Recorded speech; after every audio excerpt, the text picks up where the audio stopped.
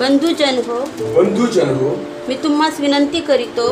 या ठिकाणी पौल जो आहे तो पौल गलतीकरास मंडळीला ह्या गोष्टी सांगत आहे आणि ह्या सांगत असताना पौल असं म्हणतो, बंधुजन हो मी तुम्हास विनंती करीतो जसा मी आहे तसे तुम्ही व्हा। कारण बरोबर बोला। कारण जसे तुम्ही होता तसा मीही होतो। आता नीट लक्ष द्या या गोष्टीकडे। बघा, पौल गलतीकरास मंडळीला या गोष्टी शिकवत असताना तो काय म्हणतो, परत एकदा वाचू आपण। बंधुजन हो मी तुम्हास विनंती करीतो की जसा मी आहे तसे तुम्ही व्हा। पौल म्हणतो जसा मी आहे तसे तुम्ही व्हा। आता पौल कसा होता, कशा संदर्भात पौल म्हणते बरं हे, जसा मी आहे तसे तुम्ही व्हा, म्हणजे जसा मी राहतो तसे तुम्ही राहा, मी जसे कपडे घालतो तसे तुम्ही घाला, मी जसा बोलतो तसे तुम्ही बोला। नेमकं कशा संदर्भात पौल म्हणत आहे, जसा मी आहे तसे तुम्ही व्हा असं पौल त्या ठिकाणी म्हणतो। कोणत्या गोष्टीच्या बाबतीत पौल ह्या गोष्टी शिकवत असेल बरं? आत्मिक गोष्टीच्या बाबतीत। हालेलुया। पौल जे आहे तो गलतीकरास मंडळीला असं म्हणतो, जसा मी आहे तसे तुम्ही व्हा, जशी माझी आत्मिकता आहे तशी तुमची असू द्या, जसा मी आत्मिक रीतीने प्रभूमध्ये वाढलेलो आहे तसे तुम्ही वाढा, जसा मी प्रभूमध्ये चालत आहे तसे तुम्ही चाला, जसा मी प्रभूवर विश्वास ठेवतो तसा तुम्ही विश्वास ठेवा, जसा मी प्रभूची सेवा करतो तसं तुम्ही प्रभूची सेवा करा। पौल ज्या गोष्टी करत आहे त्या प्रत्येक गोष्टीची अपेक्षा तो गलतीकरास मंडळीकडून करत आहे। असं नाही की फक्त तुम्ही विश्वास ठेवा, एवढंच नाही की फक्त तुम्ही आरोग्य प्राप्त करा, एवढंच नाही की तुम्ही आशीर्वादित व्हा, पण पौल म्हणतो जसा मी आहे तसे तुम्ही व्हा। याचा अर्थ काय, जे ओझ मी घेऊन चाललेलो आहे ते तुम्ही पण घ्या, जी सेवा मी करत आहे तशी तुम्ही पण करा, प्रभू येशू ख्रिस्तावर जसा मी विश्वास ठेवतो तसा तुम्ही पण ठेवा। परमेश्वराची इच्छा ही आहे प्रियांनो, विश्वासणारे दास सेवक या प्रत्येकाला परमेश्वर एकसारखं पाहतो। परमेश्वर कोणाला कमी आणि कोणाला मोठं असं बघत नाही। म्हणून देवाचं वचन म्हणतं, बायबल असं सांगतं, ज्यावेळेस प्रभू येशू ख्रिस्ताचे शिष्य होते ते शिष्य येशू जवळ आले आणि त्या शिष्यांनी येशूला विचारलं, प्रभूजी आमच्यामध्ये सर्वात मोठा कोण? प्रभूला त्यांनी काय विचारलं, आम्ही जे 12 शिष्य आहोत आमच्यामध्ये सर्वात मोठा कोण? ज्यावेळेस शाळेमध्ये आम्ही जायचो, शाळेमध्ये शिक्षण घेत असताना तिथं आमच्या वर्गामध्ये मॉनिटर नेमला जायचा ना। मॉनिटर आठवतं का? वर्ग प्रमुख ज्याला म्हणतात मॉनिटर। आणि मॉनिटर निवडला जायचा, त्या मॉनिटरला असं वाटायचं शाळाच माझ्या बापाची आहे का, कारण मॉनिटर म्हणजे त्याला असं वाटायचं की मी नावं लिहाल आणि सर मग त्याला काय करतील, शिक्षा करतील। सर सांगून ठेवायचे ऑफ पिरियड राहिला की तू काय करायचं, नाव लिहून ठेवायचं आणि मग मी येईल आणि मग तू नाव लिहिलेलं असेल म्हणून याच्या हातात राहायचं, कोणाला मार्क खाऊ घालायचा आणि कोणाला नाही खाऊ घालायचा। तो त्याच्या मित्रांचे नावं अजिबात लिहायचा नाही, तो फक्त त्याचे जे दुश्मन असायचे त्यांचे नावं लिहायचा। एक शब्द मी त्यांच्या तोंडून निघाला की तो लगेच नाव लिहून काढायचा। आठवतं का? प्रत्येकाने अनुभव घेतला असेल या गोष्टीचा ना। मॉनिटर की तो प्रमुख, त्याला वाटतं की माझ्या हातामध्ये सत्ता आहे आणि मी त्या वर्गाचा प्रमुख आहे। बऱ्याचदा आत्मिक जीवनामध्ये आणि सेवेमध्ये सुद्धा देवाचे दास स्वतःला मॉनिटर समजतात। काय समजतात? मॉनिटर। त्यांना असं वाटतं मी तुझं नाव लिहून ठेवलं आणि कोणाला सांगेल, देवाला। आणि मग देव तुला काय करेल, शिक्षा। परमेश्वराचे दास मॉनिटर नाही, लक्षात घ्या।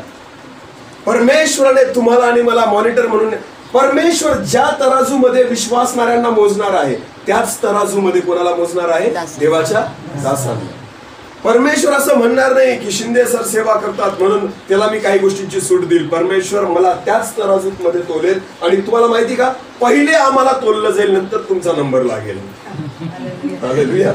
पहिले आमचा हिशोब घेतला जाईल नंतर तुमचा हिशोब घेतला जाईल। तुम्ही काय चुकलात हे तर आहेच, पण मी काय चुकलो हे परमेश्वर पहिले बघणार आहे।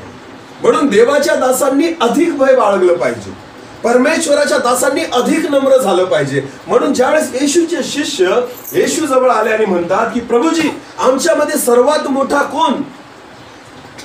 कोण आहे? योहान मोठा आहे का पेत्र मोठा आहे, याकोब मोठा आहे का यहुदा मोठा आहे? आमच्यामध्ये सर्वात मोठा कोण आहे प्रभू, तू आम्हाला सांग। कारण पेत्र कशावरून चालला, पाण्यावरून चालला। येशूची प्रीती कोणत्या शिष्यावर होती, योहानावर होती। साहजिक आहे, प्रत्येक शिष्य जो आहे तो त्याच्या परीने काहीतरी वेगळा आहे। प्रत्येकाचं कृपादान वेगळं आहे, प्रत्येकाचं बोलणं वेगळं आहे. एखादा चांगला भाषण करत असेल, एखाद्याद्वारे अद्भुत चिन्ह चमत्कार घडत असतील. हा 12 शिष्यांमधून पेत्र पाण्यावरून चालला. या 12 शिष्यांपैकी 3 शिष्य नेहमी येशू सोबत राहायचे. कोण? पेत्र, याकोब आणि योहान. हे 3 शिष्य नेहमी येशू सोबत राहायचे. प्रभू येशू त्या बाकीच्या शिष्यांना, 9 शिष्यांना सगळीकडे घेऊन फिरत नव्हता. ज्यावेळेस एकांतात प्रार्थनेला जायचं होतं, प्रभू येशू ख्रिस्ताने या तिघांना घेतलं, पेत्र आणि याकोब आणि योहान, आणि ते येशू सोबत त्या ठिकाणी डोंगरावर चढून गेले. आणि त्या ठिकाणी त्यांनी दर्शन पाहिलं की मोठा प्रकाश त्यांना दिसला.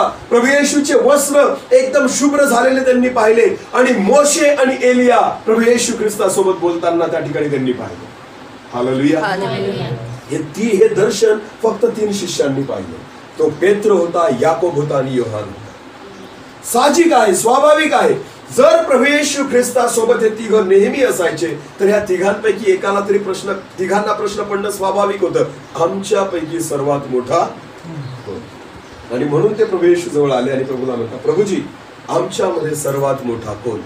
प्रभूने त्याला सांगितलं, जो मोठा होऊ पाहतो त्याने अगोदर सेवक व्हा. हालेलुया. प्रभू येशू काय म्हटला? जो मोठा होऊ पाहतो त्याने काय व्हा? अगोदर सेवक व्हा. प्रभूने तुम्हाला आणि मला मोठं होण्यासाठी नाही, त्याचा दास आणि त्याचा सेवक होण्यासाठी निवडलेला आहे. प्रभूने तुम्हाला आणि मला गर्विष्ठ होण्यासाठी नाही, प्रभूने तुम्हाला आणि मला नम्र होण्यासाठी निवडलेला आहे. प्रभू येशू ख्रिस्ताने तुम्हाला आणि मला खाली करण्यासाठी नाही तर उंच करण्यासाठी निवडलेला आहे. खाली जर तुम्हाला लक्षात घ्या, जेव्हा झाडाचे मूळ हे जमिनीच्या खाली घुसतात तेव्हा झाड जमिनीच्या वर अधिक वाढतं.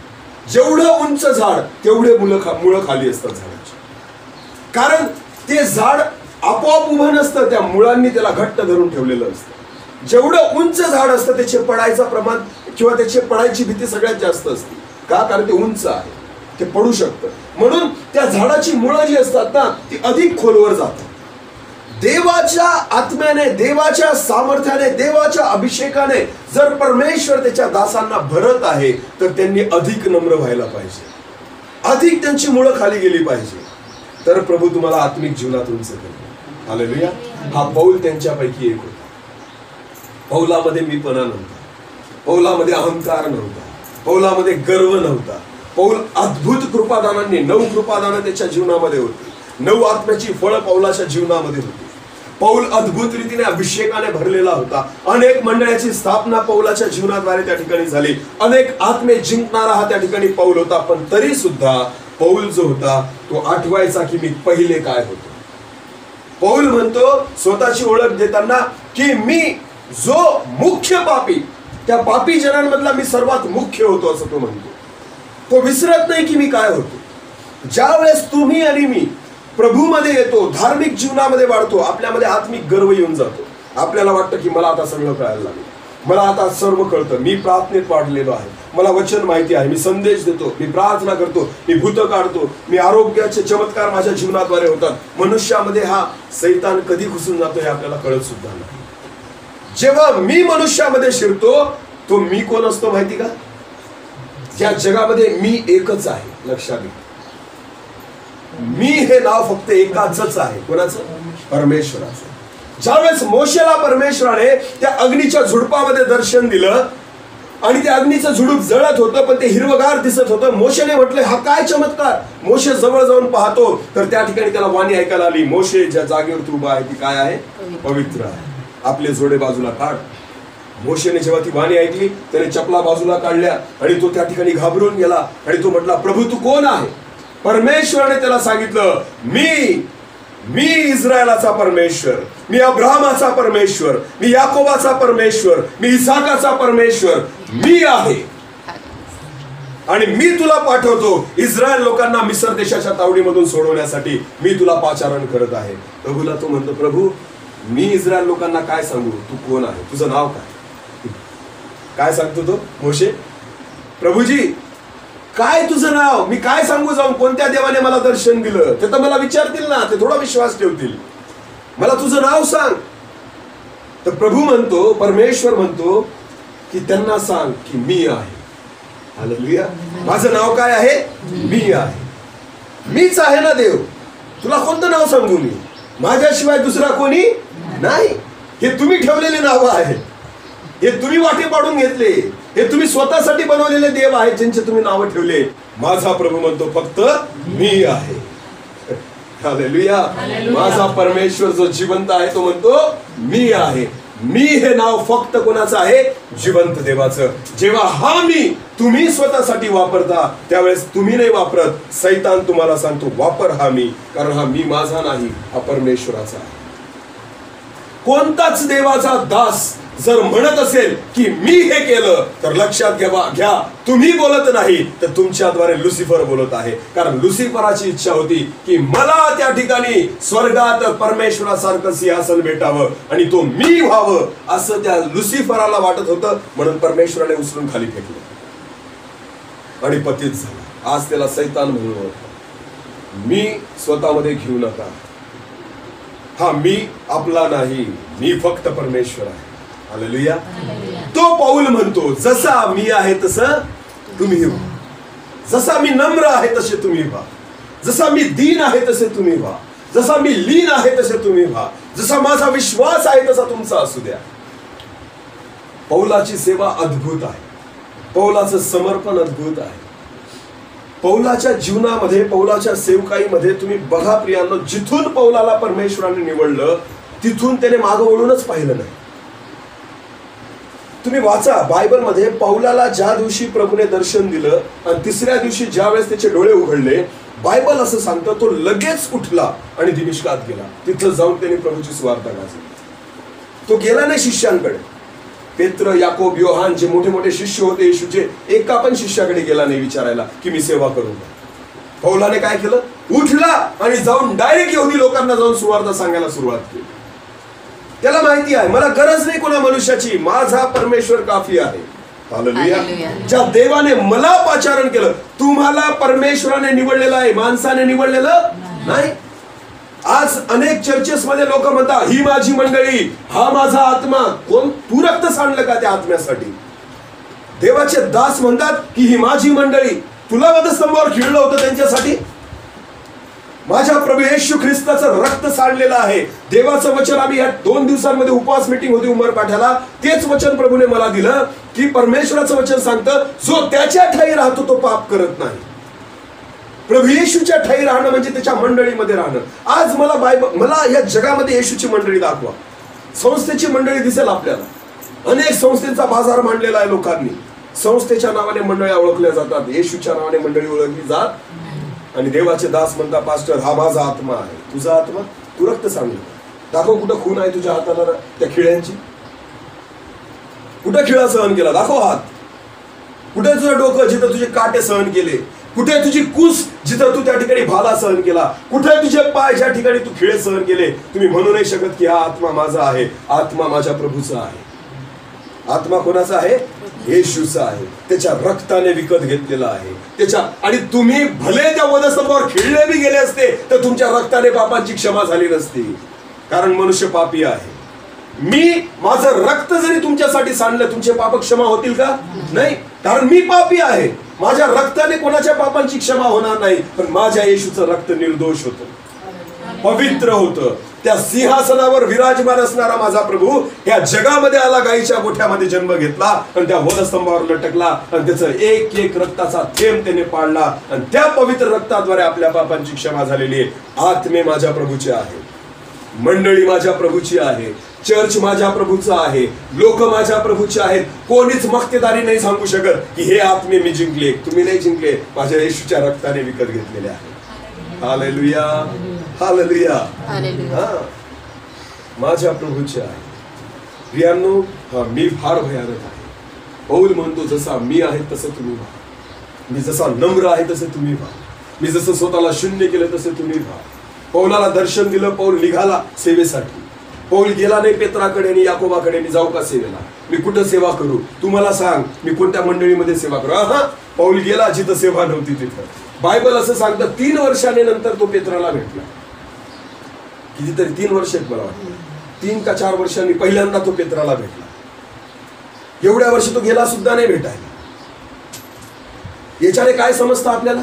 देवाची गरज आहे, माणसाची गरज नाही. म्हणून पौल म्हणतो जसा मी आहे तसे तुम्ही. आज किती सेवक असं सांगतात विश्वासणाऱ्यांना की तुम्ही माझ्यासारखे व्हा. सेवकांना भीती वाटते हा माझी जागा घेऊन गेला असं. सेवकांना भीती वाटते की माझी जागा कमी होईल असं. सेवकांना भीती वाटते अरे हा जर संदेश द्यायला लागला मग माझी किंमत कमी होईल. अहो मी तर सांगतो प्रत्येकाने संदेश दिला पाहिजे. प्रत्येकाला प्रभूने ते दान दिलं पाहिजे. प्रत्येकाद्वारे चमत्कार झाले पाहिजे. प्रत्येकाची प्रार्थना परमेश्वराने ऐकली पाहिजे. ही माझ्या प्रभूची इच्छा आहे. एक वचन वाचू आपण. गणनाचं पुस्तक काढावं. गणना याचा 11वा अध्याय. गणना याचा 11वा अध्याय आणि 24 वचनापासून पुढे वाचा. उत्पत्ती, निर्गम, लेवी, गणना 4थं पुस्तक. गणनाचं पुस्तक याचा 11वा अध्याय आणि 24 वचनापासून पुढे. मोशेने बाहेर जाऊन लोकांना परमेश्वराचे म्हणणे कळवले. मोशेने बाहेर जाऊन लोकांना परमेश्वराचे म्हणणे कळवले. मग त्याने लोकांतल्या वडिलांपैकी 70 जण जमवून त्यांना तंबू भोवती उभे केले. 70 जणांना मोशेने निवडलं आणि तंबू जवळ उभं केलं. त्यानंतर परमेश्वर मेघात उतरून मोशेशी बोलला आणि त्याच्यावर असणाऱ्या आत्म्यातून काही घेऊन त्याने त्या 70 वडिलांवर ठेवला. बघा आता मोशेमध्ये जो पवित्र आत्मा होता त्या आत्म्यातला काही काढून त्या 70 लोकांवर परमेश्वराने ठेवला. तोच आत्म्याचा काही भाग त्या 70 लोकांना अभिषेक केला. पुढे तेव्हा त्याच्यावर आत्मा येताच ते संदेश सांगू लागले. आणि ते सगळे लोक काय सांगू लागले? संदेश. आतापर्यंत त्या संदेश 70 लोकांनी कधीच संदेश दिलेला नव्हता. मोशे, अहरोन हे संदेश द्यायचे पण ह्या लोकांनी कधीच संदेश दिलेला नव्हता. जसा मोशे मधला आत्म्याचा काही भाग त्या लोकांवर गेला तसे ते 70 लोक काय द्यायला लागले? संदेश देऊ लागले. पुढे पण त्यानंतर मात्र त्यांनी पुन्हा संदेश सांगितला नाही. नंतर त्यांनी पुन्हा संदेश सांगितला नाही. आता 28 वचनापासून वाचा. तेव्हा नूनाचा मुलगा यहोशुआ 26 वचनापासून पुढे वाचा. त्यावेळी दोघे पुरुष मागे छावणीतच राहिले होते. 2 जण त्या 70 पैकी माग छावणीतच होते. त्यातील एकाचे नाव यल्दाद व दुसऱ्याचे नाव मेदाद. त्यांच्यावरही आत्मा उतरला. त्यांच्यावरही देवाचा आत्मा उतरला. नोंद झालेल्या पैकी ते होते पण ते तंबूकडे गेले नव्हते. म्हणजे ते 70 पैकीच होते पण तंबूकडे गेलेले नव्हते. ते छावणीतच संदेश सांगू लागले. तेव्हा एका तरुणाने धावत जाऊन मोशेला कळवले की यल्दाद व मेदाद हे छावणीत संदेश सांगत आहे. तेव्हा नूनाचा मुलगा यहोशुआ जो तरुणपणापासून मोशेचा सेवक होता तो त्याला म्हणाला, मोशे माझ्या स्वामी त्यांना मना कर. बघा आता जेव्हा ते 2 लोक संदेश द्यायला लागले तर एक जण सांगायला आला मोशेला की मोशे बघ त्या ठिकाणी ते 2 लोक संदेश देत आहेत. जेव्हा यहोशुआने हे ऐकलं तर यहोशुआ मोशेकडे गेला आणि काय म्हटला? माझ्या स्वामी ते काय देत आहे? संदेश देत आहे. तू त्यांना काय कर? मना कर. त्यांना संदेश देऊ नको. पुढे वाचा. मोशे त्याला म्हणाला, मोशे यहोशुआला म्हणाला, माझ्या प्रतिष्ठेसाठी तू त्यांचा हेवा करतोस काय? माझ्या प्रतिष्ठेसाठी तू त्यांचा हेवा करतोस काय? बघा वचन नीट लक्ष द्या. मोशे म्हणतो माझ्या प्रतिष्ठेसाठी तू त्यांचा हेवा करतो का? तुला काय वाटतं की त्यांनी संदेश दिला म्हणजे माझी किंमत कमी होईल का? माझ्यामुळे तू त्यांचा हेवा करत आहेस काय? पुढे वाचा. परमेश्वराचे सर्वच लोक संदेष्टे असते. परमेश्वराचे सर्वच लोक जर संदेष्टे असते आणि परमेश्वराने आपला आत्मा त्या सर्वांवर ठेवला असता आणि सर्वांनाच जर देवाने त्या अभिषेकाने आणि आत्म्याने भरलं असतं तर किती बरे झाले असते. Hallelujah, hallelujah.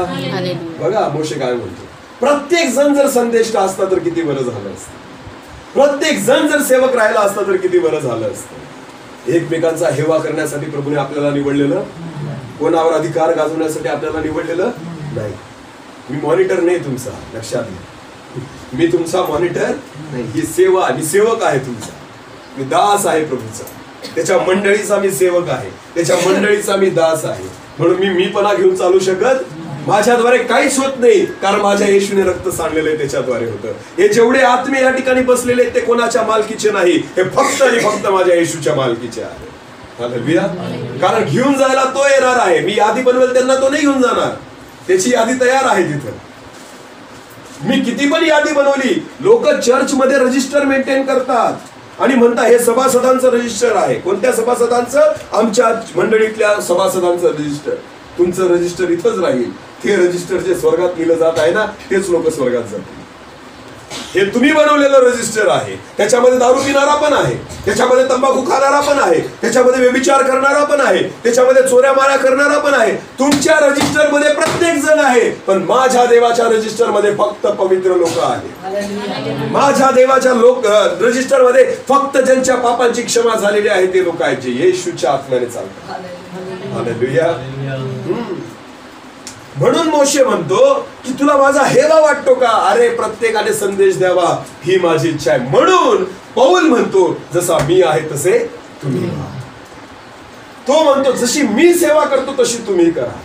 किती प्रभूचं काम हलकं होऊन जाईल, किती प्रभूचं काम हलकं होईल मला सांग. आज इतक्या मंडळ्या आहेत या जगामध्ये, किती सेवक निघाले त्या मंडळींमध्ये. नीट लक्ष द्या प्रियांना.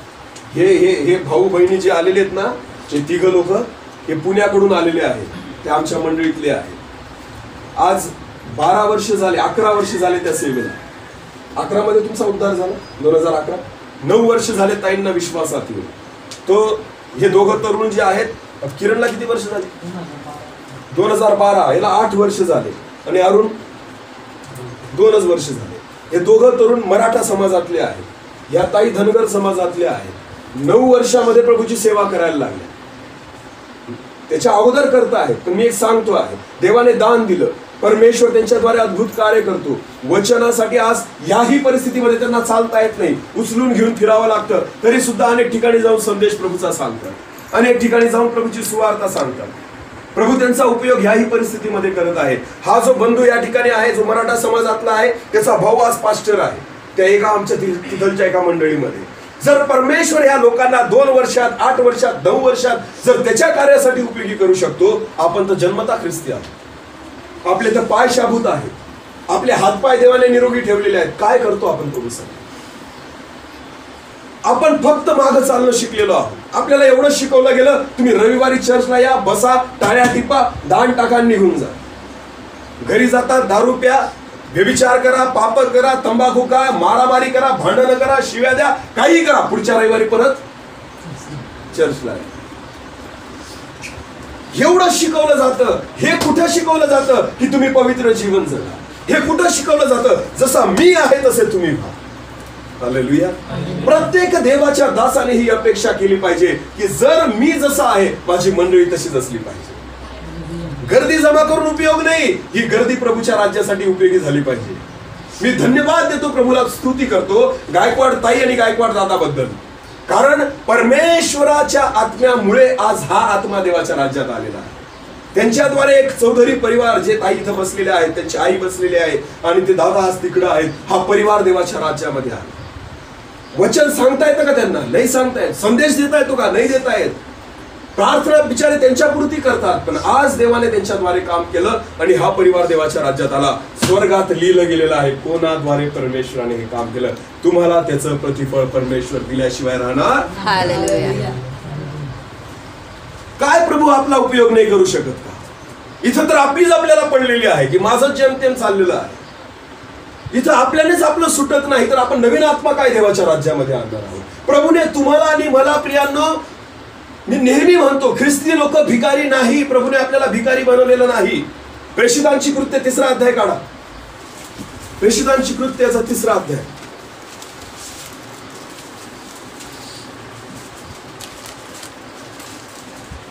वाचा बरं पहिल्या वर्षापासून. पेत्र व योहान हे 3ऱ्या प्रहरी, हे दिवसाच्या 3ऱ्या प्रहरी प्रार्थनेच्या वेळेस वरती मंदिरात जात होते. जेरुशलेमेच्या मंदिरात प्रार्थनेला जात होते. तेव्हा जन्मापासून पांगळा असलेला, नीट लक्ष द्या, पेत्र योहान मंदिरामध्ये जात असताना जन्मापासून एक पांगळा व्यक्ती, ज्याला चालता येत नव्हतं, जो अपंग होता, जो स्वतःहून चालू शकत नव्हता, जन्मापासून आहे तो एक पांगळा व्यक्ती. तेव्हा जन्मापासून पांगळा असलेला कोणी एक माणूस होता. त्याला मंदिरात जाणाऱ्यांजवळ भीक मागण्यासाठी म्हणून दररोज उचलून मंदिराच्या सुंदर नावाच्या दरवाजाजवळ ठेवीत असत. हा पांगळा होता. याला कशासाठी मंदिराच्या दरवाजाजवळ ठेवलेलं होतं? भीक मागायला.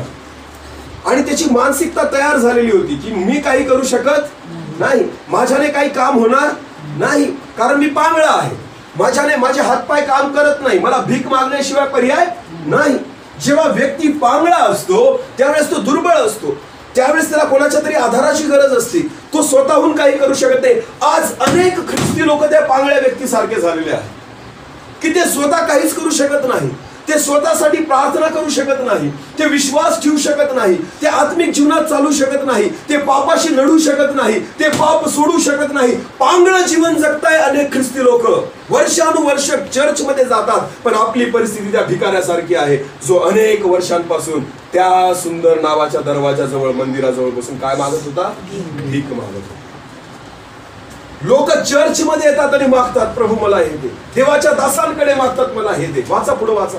पेत्र व योहान हे मंदिरात जात आहेत असे पाहून त्याने भीक मागितली. पेत्र आणि योहानाला पाहून हा भिकारी काय मागू लागला? भीक. कारण त्याला तीच सवय होती, त्याचा हा रोजचा क्रम होता. कोणी काय आहे ना, तो भक्तांना फक्त हा कोणीतरी मला मदत करणार आहे एवढंच बघायचं. हालेलुया. हा, आणि त्याने भीक मागितली देवाचं वचन सांग पेत्र आणि योहानाकडून. पुढं तेव्हा पेत्र व योहान यांनी त्याच्याकडे निरखून पाहिले. त्या दोघांनी, पेत्र आणि योहान जे प्रभूचे शिष्य होते, त्या दोघांनी त्याच्याकडे निरखून पाहिलं. आणि पेत्र म्हणाला, आणि पेत्र त्याला म्हणाला, आम्हाकडे पहा आणि माझ्याकडे पहा. पेत्राने काय सांगितलं त्याला? ए इकडे बघ, माझ्याकडे बघ. पेत्र त्याला म्हटलं, माझ्याकडे बघ. पुढं तेव्हा त्यांच्यापासून काहीतरी मिळेल या अपेक्षेने त्याने त्यांच्याकडे लक्ष लावले. त्याने त्यांच्याकडे असं नाही पाहिलं की हे मला बरं करतील. त्याने काय अपेक्षा केली? हे मला काहीतरी देतील, माझी आत्ताची गरज पूर्ण होईल, मला भीक भेटेल, मला हे काहीतरी सोनं रूप देतील. बस एवढीच अपेक्षा होती त्याला बाकी कसलीच अपेक्षा नव्हती. तुम्ही देवाचे दास आहात की तुमच्यामध्ये सामर्थ्य आहे, अभिषेक आहे, जिवंत देवाचे, काहीच घेणं देणं नाही. मला काय पाहिजे? फक्त भीक. मला देव नको, मला काय पाहिजे? भीक. जिवंत देवाच्या मंदिराच्या बाहेर वर्षानुवर्ष बसलेला आहे पण भिकारीचा आहे. जिवंत देवाच्या मंदिराच्या बाहेर बसलेला आहे पण पांगळाच आहे. ज्या परमेश्वराची प्रार्थना करायला पेत्र आणि योहान त्या मंदिरामध्ये चाललेले आहेत, याचा अर्थ शलमोनाने जे समर्पित केलेलं मंदिर होतं, शलमोन म्हणतो की परमेश्वरा जो या मंदिराकडे विश्वासाने प्रार्थना करेल, तू त्याची प्रार्थना कुठून ऐक? स्वर्गातून ऐक. मंदिर जरी पवित्र, मी म्हणत नाही त्या मंदिरामध्ये देव होता, पण शलमोनाच्या प्रार्थनेमुळे परमेश्वर त्या लोकांची प्रार्थना ऐकायचा जो त्या मंदिरात प्रार्थना करायचा. पेत्र आणि योहान काही येडे होते का? तिथं प्रार्थना करायला जात होते ते प्रार्थनेसाठी. हा अनेक वर्षांपासून भीक मागतोय त्या मंदिराच्या बाहेर, पण याला कधीच अनुभव आला? याने भीकच मागितली. हा भिकारीच राहिला. याचा लक्ष येणाऱ्या जाणाऱ्या लोकांकडे होतं, याचं लक्ष देवाकडे नव्हतं. जो जिवंत देव, ज्या जिवंत देवाच्या नावाचं ते मंदिर होतं, त्याच्याकडे याचं लक्ष नाही, याचं लक्ष येणाऱ्या लोकांकडे होतं. आज बरेचसे विश्वासणारे मनुष्याकडे लक्ष ठेवतात की हा देवाचा दास आला, तो प्रार्थना करेल, तो देवाचा दास आला, हा प्रार्थना करेल, याच्याद्वारे आरोग्य मिळेल, त्याच्याद्वारे आरोग्य मिळेल, त्याच्याद्वारे समस्या सोडवणारा कोण आहे? परमेश्वर. देवाची दासी प्रार्थना करेल, देवाचा दास प्रार्थना करेल, किंवा अजून कोणीतरी विश्वासणारा प्रार्थना करेल. कोणाच्या नावाने प्रार्थना करेल? येशूच्या. कोणी व्यक्तीच्या नावाने प्रार्थना होत नाही. कोणीही प्रार्थना करो, प्रार्थना त्याच देवाची करणार आहे. मग विश्वास कोणाचा पाहिजे? आपला. पण आपण अनेक वर्षांपासून मागत बसलेलो आहोत त्या मंदिराच्या बाहेर, पांगळे होत. मी स्वतःहून काहीच करू शकत नाही. जेव्हा पेत्र आणि योहानाने सांगितलं माझ्याकडे पहा, त्यावेळेस त्याने अपेक्षेने पाहिलं, मला काहीतरी भीक भेटेल, आत्तापुरती गरज पूर्ण होईल. बरेच विश्वासणारे फक्त आत्ताचा विचार करतात, मला आत्ता बरं करून द्या, बाकी उद्याचं उद्या बघ. आत्ता डोकं दुखत आहे ना, ते बरं व्हायला पाहिजे. पास्टर प्रार्थना करा, आत्ताचं भूत काढा, नंतरचं भूत येईल तेव्हा बघू आपण काय करायचं ना. माझं आत्तातलं भूत काढून टाका. अरे पण देवाचं वचन म्हणते, एकदा जर भूत निघून गेलं ना, ते रिकामं राहिलं तर तो साथ घेऊन येतो ना. एकदा एक भूत काढाल तुम्ही, पण ते भूत निघाल्यानंतर बायबल असं सांगतं, जर हे घर रिकामं राहिलं तर ते भूत किती घेऊन येतं अजून? आणि नुसतं घेऊन नाही येत, त्याच्यापेक्षा सिनियर घेऊन येतं, त्याच्यापेक्षा सिनियर भूत घेऊन येतं. ते जे अनुभवी आहे, आतापर्यंत हे भूत एकच बाटली दारू प्यायला लावायचं, जेव्हा तो 7 घेऊन येतो ना, तो 5 बाटल्या दारू प्यायला लागतो. काय फरक झाला का? काही फरक नाही. भूत तर निघालं. आपण, मी मागं पण उदाहरण दिलं होतं, देवाच्या दासाने एक उदाहरण दिलं होतं की चहाचा कप असतो, चहा पितो आपण ना, चहाचा कप असा टेबलावर ठेवा, ठेवल्यानंतर असा एक रिंग उमटती बघा चहाची ना, असं चहाची गोल रिंग उमटून जाते कप काढल्यानंतर. तिथं काय लागलेला असतो? चहा. मग हळूच माश्या येतात ना, कारण त्या चहा कसा असतो गोड, मग माश्या येतात आणि भुनभुन भुनभुन करतात ते. मग एक माशी येते ती आपण हाकलतो लगेच अशी ना, कारण माश्या आपल्याला आवडत नाही ना, ती आपण अशी हाकलतो. ती एकटी नाही जात, ती जाती आणि अजून 4 घेऊन येते. ती 4 घेऊन येते, मग त्या 4 होऊन जातात. मग परत आपण असं हाकलतो त्यांना, परत त्या उडून जातात. त्या 4 अजून 5 घेऊन येतात. बघा, कारण गोड आहे ना तिथं. प्रॉब्लेम हा नाहीये की तुम्ही हाकलताय, हाकलून ते निघून जातात पण लगेच येतात. तुमचं ऐकतात का त्या? नाही. तुम्हाला काय करावं लागेल बरं जर त्या यायला नको तर? ओलं कापड घ्या आणि तो चहा पुसून टाका. बरोबर आहे ना? जोपर्यंत तिला गोड तिथं आढळेल तोपर्यंत माशी येऊन बसणारच आहे, तुम्ही किती पण हाकू. माणसाचं तसंच आहे. अनेक लोक प्रार्थना करून घेतात, पास्टर प्रार्थना करा, मग पास्टर माशी हाकलून देतात. पास्टर काय करतात? माशी हाकलून देतात. मग ती माशी निघून जाते, ती अजून 5 घेऊन येते. दुसरा तास आला की यांच्यावर अजून 5 माश्या बसलेल्या असतात. पास्टर प्रार्थना करा, आता हा पण पास्टर माशी हाकलून देतो. परत ते निघून जातात, परत थोड्या वेळाने दुसऱ्या माश्या येऊन बसतात. असे किती पास्टर आले आणि किती गेले, किती आले किती खपले, तरी सुद्धा त्या माश्या बसणं काही संपत नाही. पास्टर पिढ्यान पिढ्या मरून जातात तरी सुद्धा याच्या माश्या काही संपत, कारण पापाची घाण अजून सुद्धा तशीच आहे. जोपर्यंत पाप साफ होत नाही तोपर्यंत ह्या माश्या बसणारच आहे. Hallelujah, hallelujah. काय केलं पाहिजे आपण? आपलं काय काढलं पाहिजे? म्हणून पौल म्हणतो, जसा मी आहे तसे पेत्र आणि योहानाने ज्यावेळेस त्यांना पाहिलं, त्याने सांगितलं माझ्याकडे बघ. त्याने बघितलं, अपेक्षेने काहीतरी भेटेल. पुढे वाचा. मग पेत्र म्हणाला माझ्याजवळ सोने रुपये काही नाही, माझ्याकडे सोनं रूप पैसा अडका काही नाही, पण जे आहे ते तुला देतो. पेत्र म्हणतो, बाबा तुझी आत्ताची गरज नाही मी पूर्ण करू शकत, पण जे आहे मात्र ते तुला देतो. माझ्याकडे तुझ्यापेक्षा, तुझ्या अपेक्षेपेक्षा जास्त आहे. तू तर आत्ताचा विचार करत आहे, पण जे माझ्याकडे आहे ना ते मी आज तुला देतो. वाच. नासोरी येशू ख्रिस्ताच्या नावाने चालूला. हालेलुया. आणि पुढे काय झालं? आणि त्याने त्याचा उजवा हात धरून पेत्राने त्या भिकाऱ्याचा उजवा हात हातात धरला, उजवा हात धरून त्याला उठवले आणि त्याला धरून उठवलं.